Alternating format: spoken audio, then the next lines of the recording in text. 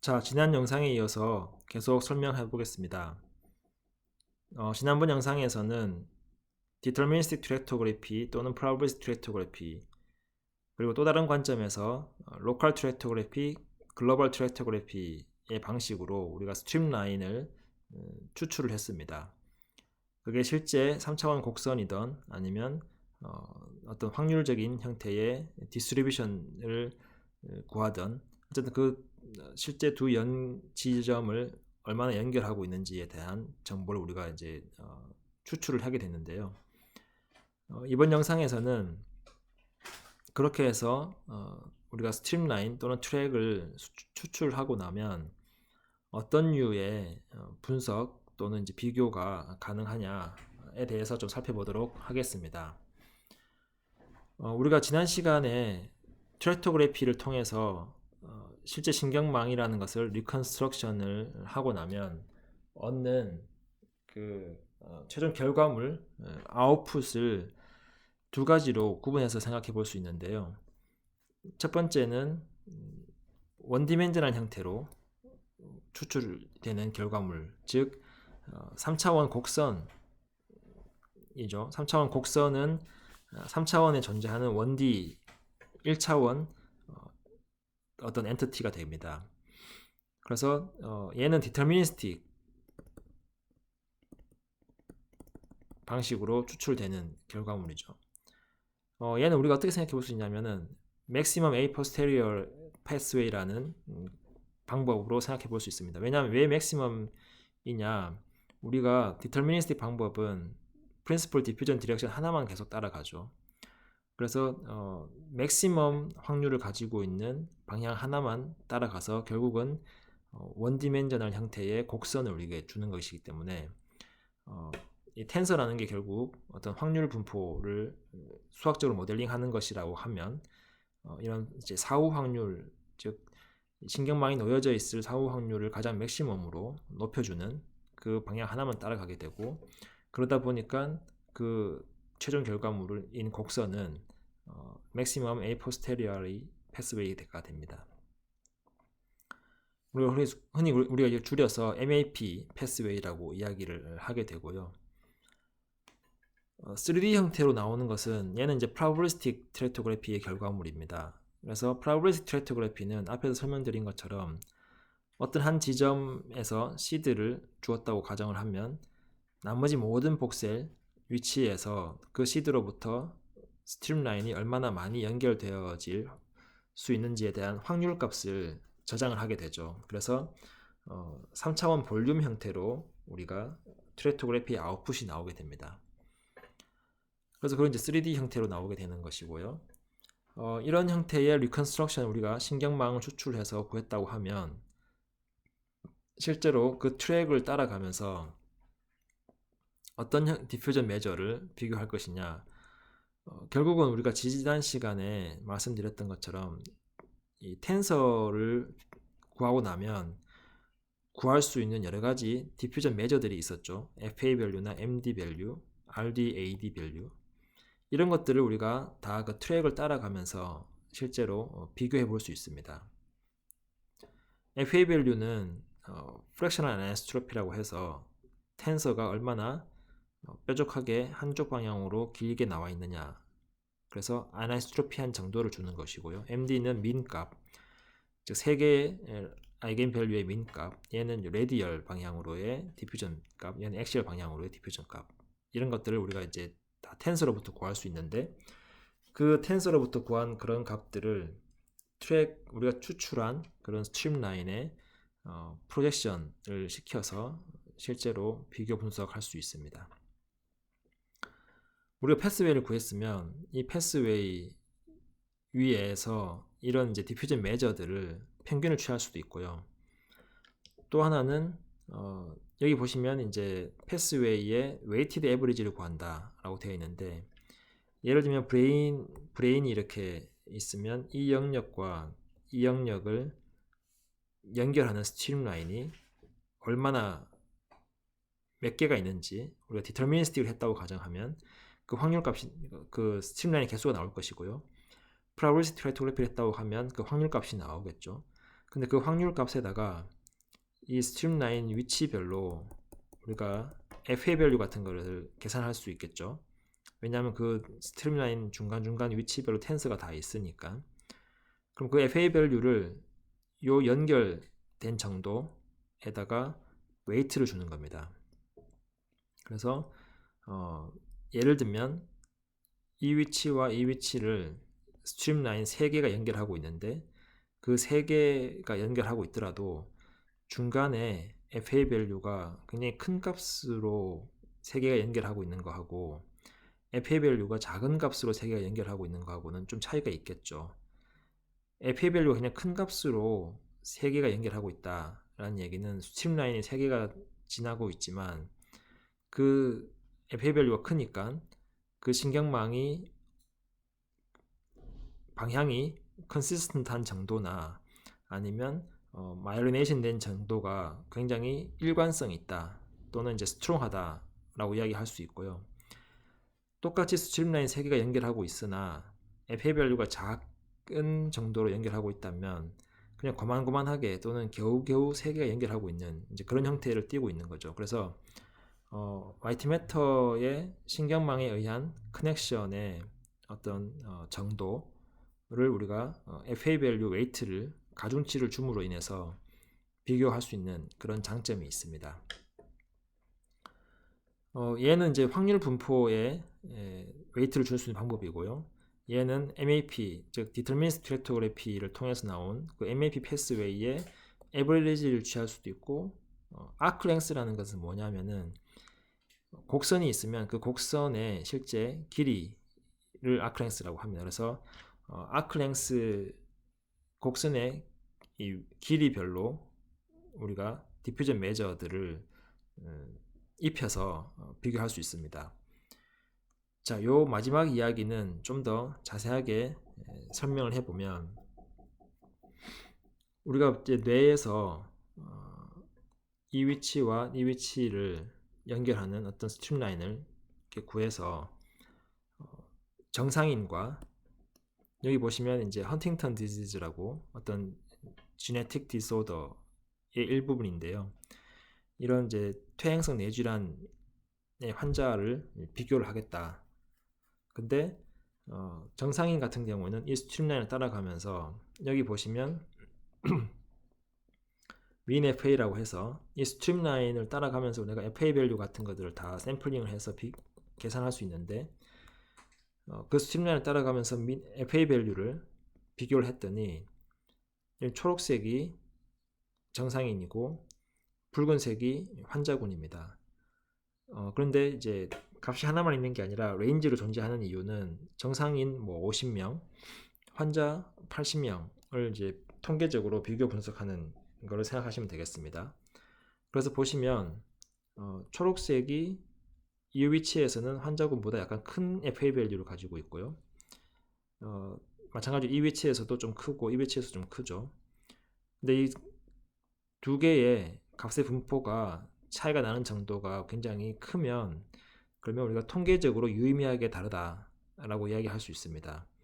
그래서 이런 위치들에서는 통계적으로 정상인보다 환자군의 FA 밸류가 작다라고 이야기할 수 있는 거죠.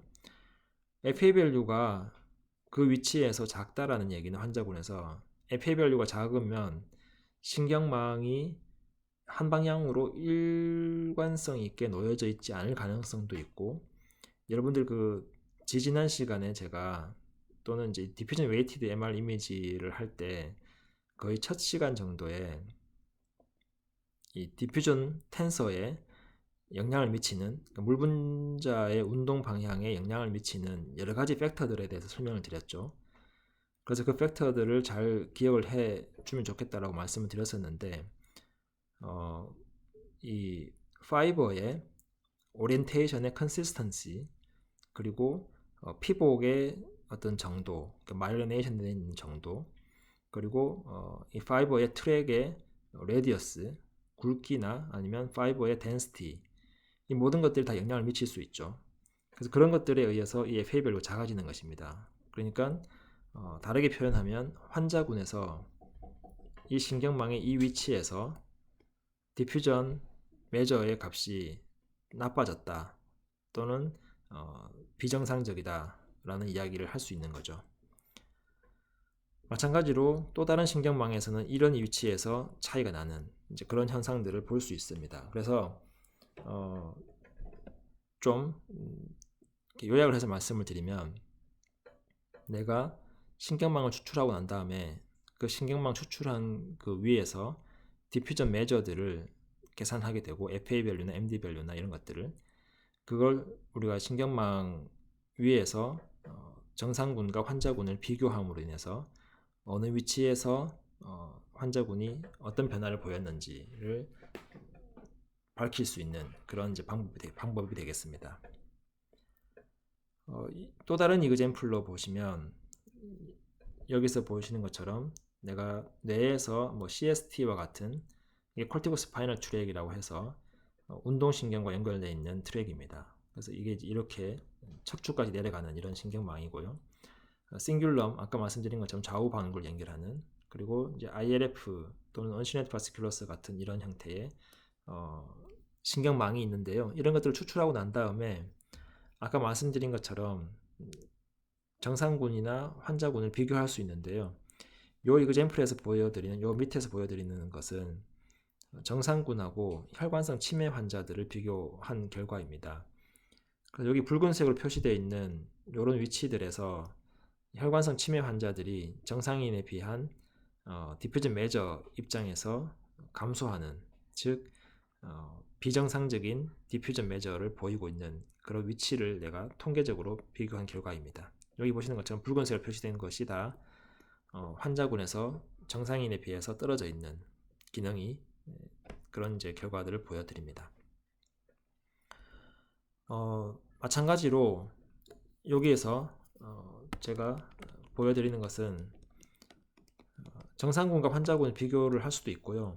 또 다른 것은 여기 보시면 이제 랭귀지를 예를 들어 보면, 언어 기능 같은 경우는 요 트랙의 요 위치, 요 트랙의 요 위치 같은 것들이 언어가 기능이 떨어질수록 저 위치에 FA 밸류가 감소한다. 즉 신경망의 이 특정 위치가 손상이 될수록 언어 기능이 감소한다. 메모리 같은 경우는 조금 다른 위치에서 그런 현상을 보이고요.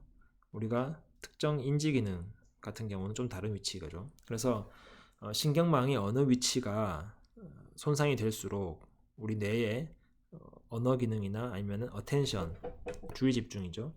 이런 이제 다양한 기능들이 떨어지는지를 보여주고 있는 결과입니다. 자, 그러면 마지막으로 이 디퓨전 텐서 이미징의 한계에 대해서 좀 설명을 드리고 마무리하도록 하겠습니다. 디퓨전 텐서 이미징의 리미테이션, 한계는 제가 지금까지 계속 말씀드리는 것처럼 신경망이 특정 위치에서 교차하게 되면 자유도에 제약이 있기 때문에 그 교차하는 신경망을 다 모델링 할 수 없다라는 것이 이제 가장 큰 단점인데요. 예를 들면 신경망이 이렇게 방향으로 놓여져 있다가 이 위치에서 일부는 이렇게 신경망이 가고 일부는 이렇게 가는 그런 형태는 실제 피지컬하게 브레인에서 신경망이 그렇게 되진 않는다. 일반적으로 실제 피지컬하게 신경망은 이 밑에서 이렇게 있는 것들이 이렇게도 가고 이렇게도 가는, 그래서 두 개의 메이저 신경망이 이렇게 교차하는 그런 형태를 띠지, 일부는 왼쪽으로 가고 일부는 오른쪽으로 가는 그런 형태를 띠지는 않는다라는 것이죠. 그런데 텐서로 이미징을 하다 보면, 피팅을 하다 보면 이런 교차하는 이 양쪽 방향을 모두 다 모델링 할 수는 없다. 그래서 우리가 지난 시간에 나왔던 게 DSI, Diffusion Spectrum Imaging이죠. DTI 같은 경우는 우리가 텐서는 3x3 매트릭스인데 DTI는 6개의 자유도가 있어서 시메트릭하니까 총 6개의 방향 미니멈으로 이제 찍으면 되죠. 근데 거기에 B0가 있으니까 이제 한 7개 정도 이미지를 미니멈으로 찍습니다. 그래서 이제 보통 7개의 Q 샘플이라는 거, Q 스페이스라는 것은 3차원 방향을 나타나는 이게 쿼터니언인데요. 3차원 방향을 표현하는 수학적인 방법입니다. 그래서 3차원의 방향을 미니멈 한 7개 정도로 메저를 해서 텐서를 피팅하게 되는데 디퓨전 스펙트럼 이미징은 한 500개 정도, 즉 500개의 방향에서 얘를 메저해서 그 스펙트럼 이미징을 한다 라고 생각하시면 되고요. 그렇게 여러 방향으로 메저를 하다 보니까 예를 들면 실제 이 위치에서 신경망이 이 방향과 이 방향이 이제 교차하고 있다, 이 위치에서. 그러면 디퓨전 텐서 같은 경우는 이 두 방향의 교차로 인한 어떤 중간 정도 또는 그 중에서 조금 더 강한 스트롱한 방향을 이렇게 모델링 할 수밖에 없는데요. 디퓨전 스펙트럼 같은 경우는 자유도가 높기 때문에 이 방향과 이 방향, 양쪽 방향 모두 모델링 할 수 있는 그런 장점이 있다라는 것이 이제 DTI와 DSI의 가장 큰 차이점이 되겠습니다. 그래서 아까 말씀드린 것처럼 이 방향과 이 방향 교차하고 있는 경우에는 DTI 같은 경우에는 그 중간 정도의 텐서가 만들어질 수밖에 없는 단점인데 DSI는 그 두 방향을 다 모델링 할 수 있다. 왜냐? 훨씬 많은 데이터 샘플과 그래서 수학적으로 훨씬 더 자유도가 높은 텐서를 만들어내기 때문에 그렇다라는 것이죠. 그래서 DTI 같은 경우에는 여기 보시는 것처럼 엘립소이드 모양의 자유도를 가지고 있는 다 보니까 이 방향과 이 방향이 교차하게 되면 여기 보시는 것처럼 두 개의 예를 들면 뭐 이론적으로 수직으로 교차한다 그러면 약간 스피어처럼 나오겠죠. 근데 DSI 같은 경우에는 이 방향과 이 방향 양쪽 모두 다 이미징 할 수 있는 그런 자유도를 가지고 있다라는 것이죠. 그래서 최종 트레이싱을 하면 트랙터그래피를 통해서 트레이싱을 해보면 싱귤럼과 콜티코 스파이널 트랙 여기 싱귤럼이 여기 일부분이 있고요. 그 다음에 이제 수페리어 롱디튜디널 바스큘러스라고 해서 이제 SLF가 이렇게 만나고 있는 위치를 생각해 보면 DTI 같은 경우는 이제 싱귤럼이 이렇게 가다가 일부는 손실되고 일부만 이렇게 지나가고요. 이 싱귤럼 같은 경우 가다가 여기다 끊어지죠, 대부분. SLF는 여기 가다가 대부분 다 여기서 이제 없어지는 현상. CST는 워낙 도미넌트 하니까 그래도 일부분 이어지는. 그래서 DTI 같은 경우는 보시면 DSI나 얘를 다 따라가지만 DTI 같은 경우는 얘가 일부분 끊어지고 미싱되고 그 다음에 일부분은 다른 데로 가는 이제 이런 현상이 발생한다. 그래서 DSI 같은 경우에는 왼쪽에서 보시는 것처럼 이 정보가 다 연결이 돼서 얻을 수 있는데 오른쪽 DTI 같은 경우에는 많은 부분 그것들이 이제 트레이싱이 안 되는 그런 결과를 보실 수 있습니다. 다음 시간부터는 스트럭처럴 커넥티비티에 대해서 좀 설명을 드리고요.